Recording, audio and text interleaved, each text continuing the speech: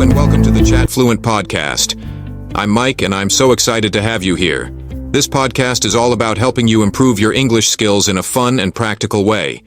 Every episode will dive into engaging discussions, share valuable tips, and explore topics that will make your language learning journey enjoyable and effective. And I'm not doing this alone. I'm thrilled to introduce my co-host, Lisa, who brings her energy and expertise to every conversation. Hi, everyone. It's wonderful to be here with you today. I'm so excited to join Mike on this podcast to help you grow your English skills. Together, we'll make learning English not only easier, but also a lot of fun. Thanks for tuning in. Let's get started. All right, Lisa, let's kick things off with a quick question to get us thinking. In your opinion, what's more important, speaking fluently or using perfect grammar? That's such a great question, Mike. Honestly, I'd say fluency takes the lead, at least when it comes to real-life communication. When you're fluent, you can get your message across, even if your grammar isn't perfect. I actually remember a time when I was traveling abroad and met someone learning English. They spoke so smoothly and confidently, even though their grammar wasn't always right. But you know what? I understood everything they said, and we had such a great conversation. It reminded me that being understood and connecting with others is the ultimate goal of language. That's a great point, Lisa. Confidence and fluency can really bridge the gap when grammar isn't perfect. It's inspiring to think that communication is about connection, not perfection. Now let's dive into our first segment, the role of grammar in learning English. Grammar has always been a cornerstone of language learning, and for good reason. It gives us the tools to build sentences, structure our thoughts, and communicate clearly. Think about it. Grammar is like the framework of a house. Without it, things can get confusing quickly. For instance, mixing up word order or verb tenses might lead to misunderstandings. Imagine saying, "I was go yesterday," instead of "I went yesterday." It's a small mistake, but it can disrupt the flow of the conversation. Grammar also helps us understand how language works. By learning the rules, we can start experimenting with forming sentences and expressing more complex ideas. That's so true, Mike. And I think grammar is especially important for beginners because it builds confidence. When you understand the basics, like how to use past, present, and future tenses, you feel more equipped to start speaking. I've noticed that when learners have a solid grasp of grammar, even at a basic level, they're less hesitant to speak. They know they might not be perfect, but they have a foundation to build on. It's like having a safety net that makes trying new things in English less scary. Absolutely, Lisa. Grammar provides that structure and confidence, which are so important, especially in the early stages. But as we'll explore later, there's more to effective communication than just grammar. Now, let's look at the flip side. Speaking without perfect grammar. Focusing too much on grammar can actually slow down your fluency development. When learners get caught up trying to construct the perfect sentence, it often holds them back from actually speaking. I've met so many people who are hesitant to start a conversation because they're afraid of making mistakes. But here's the thing. Many fluent speakers, even native speakers, don't always use perfect grammar in daily conversations. For example, people might say, "I didn't do nothing," which isn't grammatically correct, but it's widely understood in casual contexts. The priority is communication, not perfection. That's such an important point, Lisa. There are so many situations where fluency matters more than accuracy. Take travel, for instance. Imagine you're in a foreign country trying to find a hotel, saying, "Where is hotel?" might not be perfect, but it gets the job done. You'll still get directions. Another example is casual conversations with friends. If you're constantly pausing to think about grammar, it interrupts the flow and makes it harder to connect. Saying something like, "I go store yesterday" might not be correct, but your friend will understand you went to the store. Exactly, Mike. The goal is to focus on being understood. Perfect grammar can come later, but building the confidence to speak and be part of the conversation is what really matters. Absolutely, Lisa. It's all about finding the balance between grammar and fluency, and as we'll discuss next, there are strategies to improve both simultaneously. Stay tuned. Now that we've explored the importance of both grammar and fluency, let's talk about how to find a balance between the two. One effective approach is to focus on functional grammar.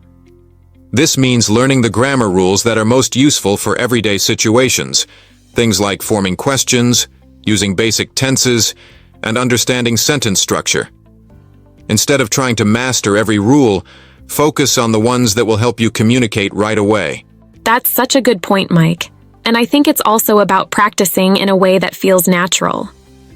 Here are a few tips I've found helpful. First, practice speaking without overthinking. Don't let the fear of making mistakes stop you. Start with simple sentences, even if they're not perfect, and build from there. Second, focus on the most common grammar rules first. For example, get comfortable with the present, past, and future tenses before diving into complex structures like conditionals or passive voice. Finally, learn from listening to native speakers. Pay attention to how they speak in casual conversations, especially in podcasts or shows. You'll notice that they often prioritize clarity and simplicity over perfect grammar, and you can mimic their style. Those are great tips, Lisa. I love the idea of listening to native speakers because it gives you real-life examples of how grammar and fluency work together. Plus, it helps with pronunciation and natural phrasing. And speaking of resources, there are so many tools out there to help learners strike this balance. Podcasts like this one, language learning apps like Duolingo or Babbel, and even language exchange programs where you can practice with native speakers are all excellent options. Absolutely, Mike. Podcasts are great because you can listen anytime and pick up useful phrases and structures. Language exchange programs are also fantastic because they give you a safe space to practice speaking with someone who's also learning or with a native speaker who can give you feedback. And don't forget apps that focus on both grammar and conversation practice. Some apps even let you record yourself and compare your speech to native speakers, which can help with both fluency and accuracy. The key is to use these resources consistently and not to worry about being perfect. The more you practice, the more natural your balance between grammar and fluency will become. Exactly, Lisa. Finding that balance is a journey, but with the right mindset and tools, anyone can do it. Up next, we'll share some actionable steps to put everything we've discussed into practice. Stay with us. All right, let's move on to a fun activity. To show you how fluency and communication matter more than perfect grammar, Lisa and I will act out a short role play. In this example, Lisa will focus on speaking fluently, even if she makes a few small grammar mistakes. Let's see how the conversation flows. Okay, here we go. Hi, Lisa. How was your weekend? Oh, it was very good. I go to the park with my friends. We play football and have much fun. That sounds great. Did you win the game? Haha, no, we not win. But we try our best and it was very enjoy time. I can tell you had a great time. What did you do after the park? After we go eat pizza. It was delicious. I think it is best pizza I eat in long time. Wow, now I'm craving pizza. You should try it. Next time I bring you with us. Sounds like a plan, Lisa. And as you can see, even though there were small grammar mistakes, the conversation flowed naturally. I understood everything you said because your fluency and confidence kept the exchange moving. Exactly. This is why it's so important to focus on communication. Small mistakes don't stop the listener from understanding you. Just speak confidently, and the rest will improve over time. Well said, Lisa. Fluency is all about connecting with others. All right, let's move on to our closing segment, where we'll share some key takeaways from today's episode. Stay tuned. As we wrap up today's episode, let's quickly recap what we've covered. We talked about the importance of both grammar and fluency in learning English, why finding a balance is essential, and how focusing too much on grammar can hold you back from speaking confidently.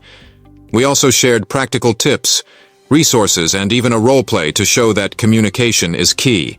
That's right. Remember, it's okay to make small grammar mistakes as long as you're speaking confidently and getting your message across. Fluency comes with practice, and your grammar will improve naturally over time. Focus on expressing yourself and connecting with others. Perfection isn't the goal. Communication is. Absolutely, Lisa. And to all our listeners, thank you for tuning in to this episode of the Chat Fluent podcast. We'd love to hear your thoughts and feedback. What did you find helpful? And what would you like us to cover in future episodes? Don't forget to subscribe to the Chat Fluent podcast so you never miss an episode. Share it with anyone you know who's on their English learning journey. Until next time, keep practicing, stay confident, and enjoy the process. Thanks, everyone. See you in the next episode.